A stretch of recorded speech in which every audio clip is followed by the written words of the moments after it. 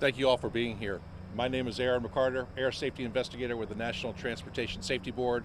I'm joined by fellow aviation accident investigator Justin Coe, both from the Eastern Region Field Office outside of Washington, D.C., investigating the helicopter plane impact, the mid-air collision that occurred here at Carlisle Airport on Wednesday, August 19th at approximately 6:52 p.m. local time.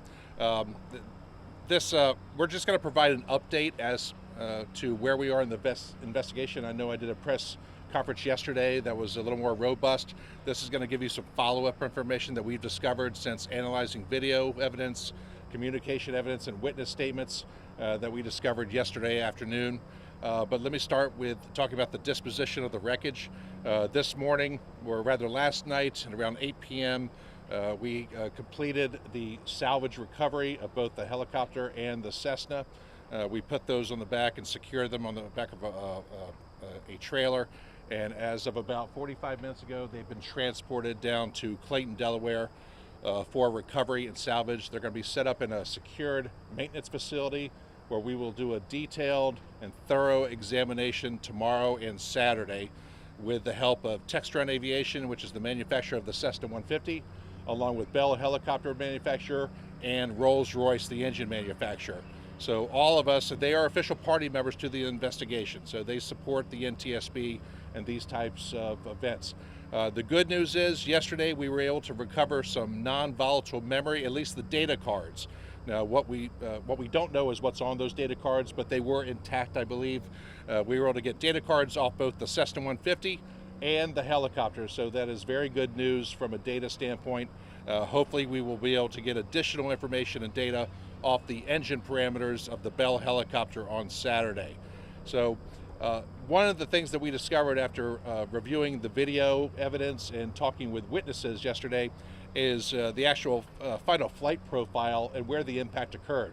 So on Wednesday evening at 6:51 p.m. local time, the helicopter made an approach, a straight-in approach. It came in from Capital City, made a straight-in approach to runway 28 and crossed the threshold at about 6:51 p.m. local time.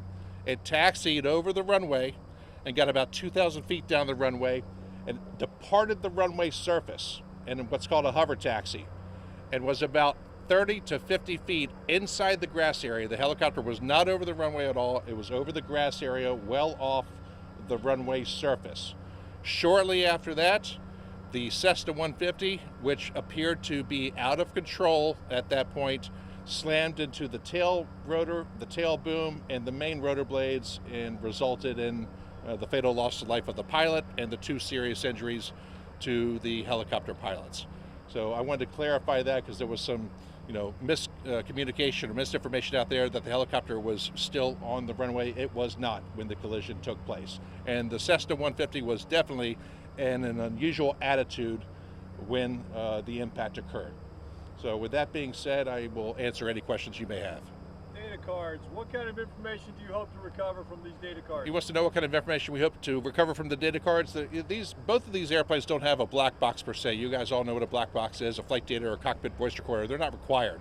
However, the avionics on both of ththese aircraft could serve the same purpose as a flight data recorder. So we are hopeful. Now, I don't know exactly what kind of parameters are on both of these data cards, but in some cases we get fortunate where there could be upwards of 50 or 60 parameters covering the entire flight, covering all the engine performance data and things of that nature. So fingers are crossed that we are able to do a download, and that download is going to take place at Washington, D.C. headquarters in the recorder's laboratory.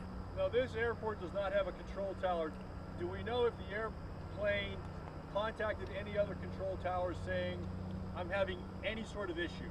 Okay, right now we don't have any evidence of any communication discussing any possible issue. This airport does not have a control tower. However, what this airport does is has a CTAF, Common Traffic Advisory Frequency, commonly referred to as a Unicom. It's just two-way radio communication. We do have witness statements that the helicopter was in touch and was in communication with the Cessna pilot, and there was reciprocal communication between the pilot and the helicopter. That's all we know. We don't know the details or the content of that communication, but we do know that they were talking to each other. And that's just to provide normal traffic, separation when there's no control tower. You are letting other aircraft and other pilots know where you are in the traffic pattern, so you prevent something like this from occurring. Is there any possibility that the rotor spinning on the helicopter could have affected the flight of the plane coming in and had any impact You're on talking about the rotor wash? Is Yeah. there any possibility of rotor wash affecting the aircraft? Okay, we are way too soon in the investigation to determine that. I'm having a weather study done, and I'm going to have a performance study done to determine that as well. Because rotor wash, just like wake vortices, is all dependent on weather, wind, temperature, things of that nature, how long the helicopter was over the runway, and how soon after the impact occurred. That is something we are looking into. We're not discounting it, but I'm also not saying that had anything to do with that. We are way too early in the investigation. There's already been a lot of misinformation and even speculation surrounding this crash. What would you like the public to know while NTSB continues its investigation? Well, what I want the public to know is, people want to help. That's really, human beings, they want to help, they want to provide services, they want to call and give us information. I'm not going to go into the misinformation that's out there because people have a tendency to speculate. It's in human nature to speculate as to what happened. We can go into a very philosophical discussion about that, but I'm not going to do it here at this time. But what I can say is the witnesses that have reached out to us have been outstanding, very credible. I appreciate their help. And while I have you guys here, something that we rely on is if anyone heard, seen, or witnessed the accident or heard the airplane or the helicopter fly overhead or anything unusual, please contact witness@ntsb.gov. That's witness@ntsb.gov. Those witness statements go directly to myself, and they will help us with the investigation. I have time for 2 more questions.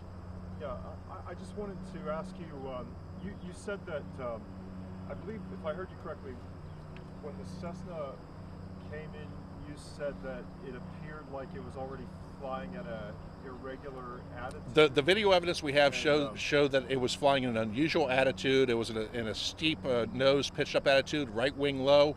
The wings were rocking back and forth. Then it temporarily leveled off, and for reasons unknown, flew off the right side of the runway, runway 28, and impacted the helicopter. So my question is, do you have any idea when that plane might have started to move erratically? We have no idea when that aircraft started to move erratically. We need to do a video study, and the video experts back at headquarters will tell us when and where it happened.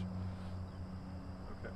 And the only other thing is just as far as the clarification, yesterday I believe we kind of heard from you that the helicopter was really like much closer to the runway path, the runway track here. And you've clarified that today. What was the basis of the clarification? The basis of the clarification is actually taking some time and getting out of the field and sitting down with all the data and the information and the evidence we have and looking at it very closely and carefully to determine that the helicopter was in fact, because video evidence, just because you have something on video, there's parallax views, sometimes fisheye views, sometimes it can be difficult to see exactly where the helicopter is, but if you take a breath and have a couple of hours at the end of the day to sit down when the noise has been reduced, because being the IAC of an accident, there's a lot of moving parts. We're able to determine that after the fact that the helicopter was in fact off the runway. It was not over the paved runway surface when the collision occurred. The Cessna 150 actually departed the runway surface. I mean, it never landed, but it had taken a right turn and impacted the back of the helicopter when the helicopter was upwards of 30 to 50 feet over into the grass. Where, by the way, the helicopter, the crew was doing a training mission. There was a flight instructor on board and a pilot under instruction. They were going to be doing practice instruction work in the grass area well off the runway. I have time for 1 more question. I'm going off of that. State police have been. I'll do 2 questions.